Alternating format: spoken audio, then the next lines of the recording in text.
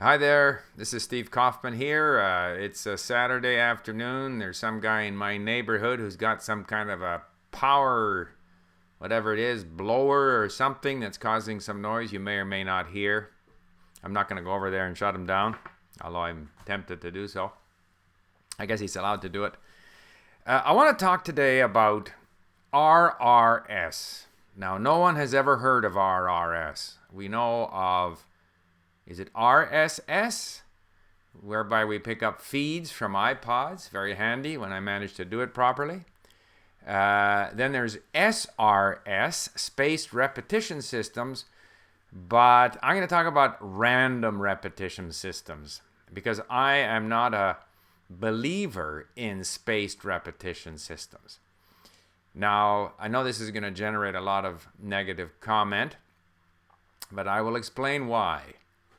I do like flashcarding. And ever since we at LingQ have got our handy iPod Touch app for flashcarding, I do them. I enjoy doing them. I think going through flashcards in this way, where we have the word and we have the captured phrase, and it's kind of easy to do, I think it's a pleasant thing to do. However, I can't do it every day. Maybe it would be a good thing. It would be a good thing if I did, but I don't, and I don't feel any obligation to do it every day. So I consider that my repetition using these flashcards is quite random, and on that basis, I enjoy it. I don't happen to believe that the algorithm, which says that I should repeat it in 20 minutes and then in 2 hours and then the next day and the third day and the 10th day, I just don't happen to believe that. And I think it's very important, no matter what you do, that you believe in what you're doing. To start off with, if you don't believe you're going to learn the language, you won't learn it. So that's tremendously important. If you're climbing a mountain and you don't believe you're going to reach the top, you probably won't. Or you'll be fighting it the whole way. Sometimes you have a situation where you have screws that turn the wrong way. You're turning the water on and instead of turning, to open it, instead of turning to the, counterclockwise, the open seems to be clockwise or whatever. If you're ever working on a screw or trying to loosen a screw and you're not confident that you're turning it the wrong way, you won't stay at it because you're not sure. I mean, it's just an example of how if you're fighting something, working on something, it's very important to believe in what you're doing. So those who believe in the algorithm of the spaced repetition system, it works fine for them. I don't. I like the idea of, in language learning, doing what I want to do. If for 3 days in a row I want to do nothing but read my book, then that's what I like to do. If I get keen on listening for a whole week, I don't pick up a book, I only listen. That's what I want to do. I'll get into periods where I will sit at the computer and just, ramp up my links on LingQ, saving a whole bunch of words to my database. That's what I want to do. So the idea that we do what we want to do is more important than feeling that you have to comply with some algorithm, some system that requires you to do X amount of flashcards daily in order to not interrupt the spaced repetition system that's there, I prefer random repetition. I think reading and listening gives me tremendous random repetition. It's not entirely random because it's determined to a large extent by the kind of material that I'm listening to or reading. So if I'm into Tolstoy, I will get a repetition of certain kinds of words in Russian. If I'm reading economic information, I'll get other kinds of words. If I want to get modern slangy dialogue, I'd go looking for that, and that would tend to repeat itself. So to some extent, you can control it, but it's still sort of a random repetition. And I like things that are random. The main thing that I do with flashcarding, and why I think it's so good, is aside from the fact that I'm reviewing some of these words and phrases, it also trains me to be more attentive. It makes me notice things.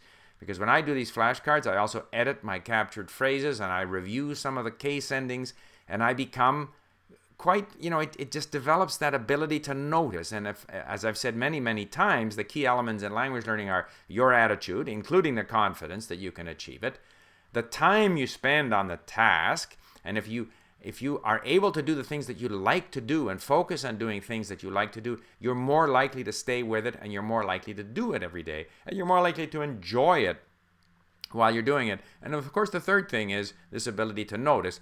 And I think random flashcarding is just as good for my ability to notice as any effort that in my case would fail to be systematic in any kind of a spaced repetition system.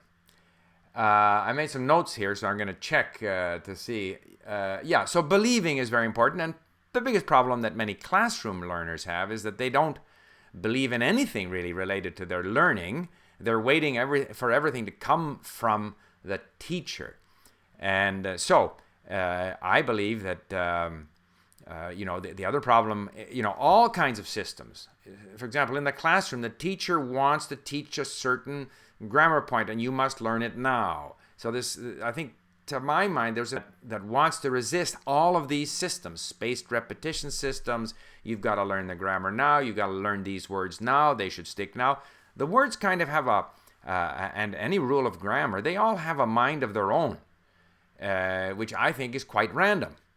And I don't believe that you can nail that down. I don't believe in some of the other systems.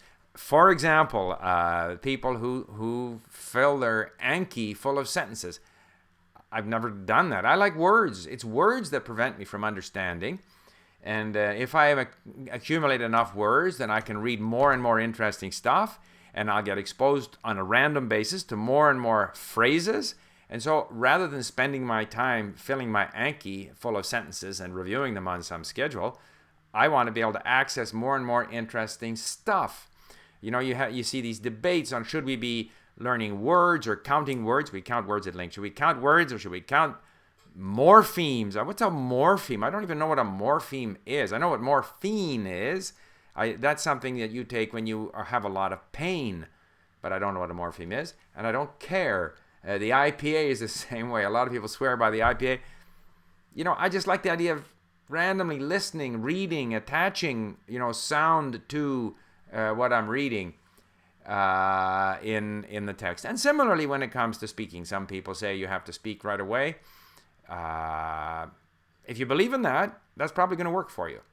I believe in focusing more on understanding, and the speaking comes along again on a random basis. When I have the random opportunity to speak, then I take advantage of it. So I just wanted to do a little video here in praise of random repetition systems, randomly doing what you like in order to keep your motivation up, to make sure you spend enough time at it. And if you do, focus on honing your skills of noticing, I think you can be as effective and perhaps more effective if you believe in the random approach, that you can be at least as effective than a person who follows the sort of more rigid, what I consider to be more rigid, spaced repetition system. I look forward to all of the criticism that I'm going to get. Thank you for listening. Bye for now.